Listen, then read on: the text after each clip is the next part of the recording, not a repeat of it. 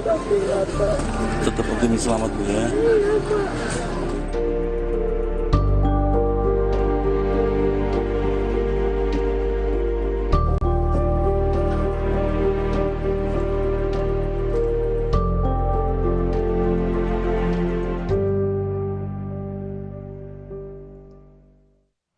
Saudara, video amatir dari tim SAR memperlihatkan detik-detik penyelamatan salah satu korban yang tertimbun reruntuhan bangunan Ponpes Al-Khozini, Sidoarjo, Jawa Timur.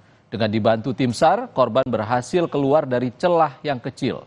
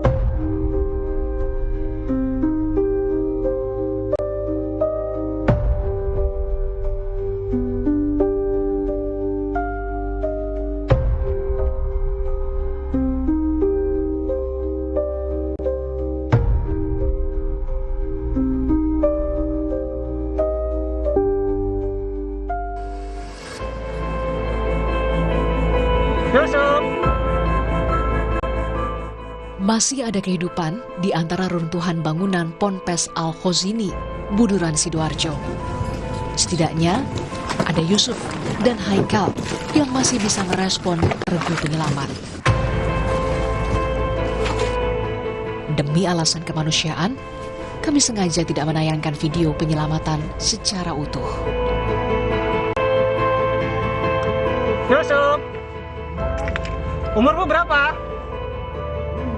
16 tahun, apa yang luka? Ya? Nggak ada ya, cuma perut kecepet ya? Ya. Haikal? Kamu yang sakit apa, nak? Semuanya sakit. Oke, semangat ya. Sabar. Sabar ya, nak ya. Aku Ajis dari Rescue Surabaya ya. Sabar ya, ini usaha. Masuk. Pak Megal, taruhlah. Untuk di situ ya apa kondisi? Bisa dieksekusi atau masih butuh beberapa waktu? Butuh beberapa waktu ya, karena ini saya saja ini untuk berjalan merayap saja sangat kesulitan ini, Bapak Nam.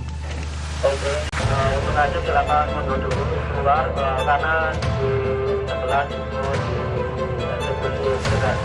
Kita keluar dulu.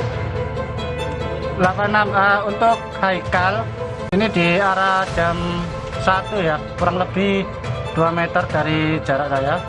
Untuk saudara Yusuf arah jam 12 dari saya, kurang lebih 4 meteran.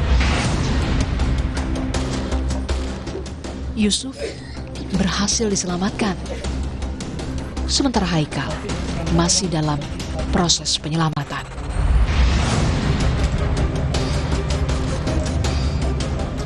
Regu penyelamat harus ekstra hati-hati lantaran bangunan yang rawan runtuh kembali.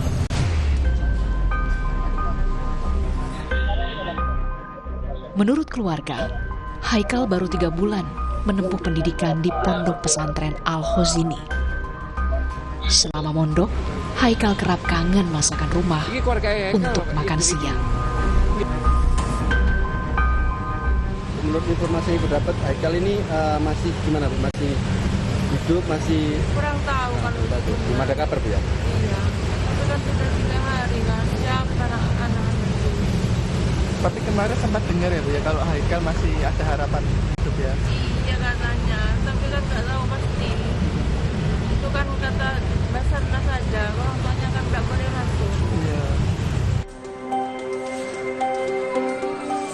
Sudah 3 hari, keluarga korban menginap di posko SAR gabungan.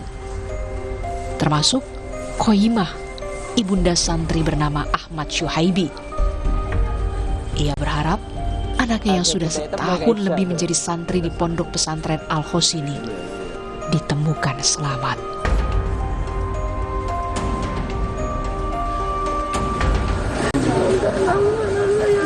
Selamat, Pak. Tetap optimis selamat Bu ya. Iya, Pak. Ini bersama siapa Bu nunggu di sini? Semua suami, semua saudara. Semua saudara ini sudah nginep dari hari Senin Bu? Iya. Bu boleh tahu ada fotonya Bu? Ada, Pak. Iya, saya boleh tahu.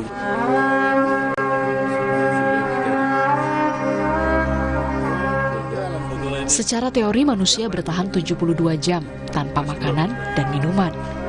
Harapan hidup mereka kini bertambah panjang setelah regu penyelamat bisa memberikan makan dan minum.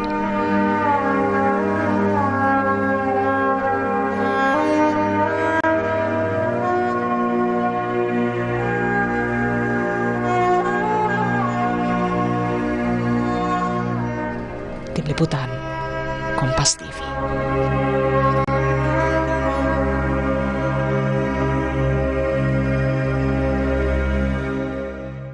Saudara, sejak Senin hingga Selasa, 11 korban ambruknya musola Ponpes Al-Khozini berhasil dievakuasi tim SAR gabungan. Basarnas kembali menemukan 15 titik korban lain, 8 diantaranya dalam tingkat kesadaran hitam, sementara 7 lainnya berstatus merah. Bukan upaya untuk evakuasi, alhamdulillah 11 korban berhasil tim gabungan evakuasi dari 3 sektor, yaitu A1, A2, dan A3. Di mana A1 dan A2 itu adalah di lower surface, kemudian A3-nya adalah di top floor. Kemudian yang di top floor sudah clear, tinggal akses di 2. Lalu kemudian dari A2 dan A1 adalah yang paling depan, yang kita masuk permukaan dari arah jalan masuk, itu adalah akses di tempat terdekat untuk bisa masuk ke kolom sebelah. Sementara yang penjuru paling jauh di belakang ini sudah kita tidak diprioritaskan lagi karena penurunan tingkat kesadaran dari merah kemudian berubah menjadi hitam. Lalu kemudian target utama yang sedang kami kejar saat ini adalah ada 15 lokasi, di mana dari 15 lokasi ini disampaikan ke Bapak ya, 8 berstatus hitam, 7 berstatus merah. Nah, dengan kondisi ini 6 posisinya ada di kolom sebelah yang kami belum bisa akses secara langsung, artinya kami belum bisa touch langsung ke mereka, kami hanya bisa mendeliver suplemen melalui celah kecil yang ada di main kolom yang ada di tengah, yang menjadi kunci utama dari pola runtuhan pancake. Kita perbarui informasi evakuasi korban ambruknya Ponpes Al-Khozini bersama jurnalis Kompas TV Kika Madona dan juru kamera Andika Pratama di Sidoarjo, Jawa Timur. Kika, berapa korban yang berhasil dievakuasi sejauh ini? Ya, Ihsan dan juga saudara, tadi sebelum meninggalkan lokasi posko informasi atau pusat informasi yang ada letaknya kurang lebih sekitar 100 meter dari TKP, ini Kepala Basarnas tadi sempat menyatakan bahwa ada satu lagi korban yang telah berhasil teridentifikasi dan sedang dalam proses evakuasi. Informasi ini akan kembali kami konfirmasi nanti pada saat proses evakuasi selesai, karena saat ini untuk sejumlah tim SAR lalu juga Kepala Basarnas ini sedang menuju ke lokasi atau ke TKP untuk memastikan secara langsung bagaimana proses evakuasi berlangsung pada sore hari ini. Sementara itu, saudara, kalau berdasarkan data yang juga kemudian disampaikan oleh Kepala Basarnas tadi, bahwa saat ini kalau dilihat untuk titik yang juga kemudian sudah ditemukan oleh tim SAR yang juga kemudian bertugas, ini ada total 15 titik yang juga kemudian sudah teridentifikasi.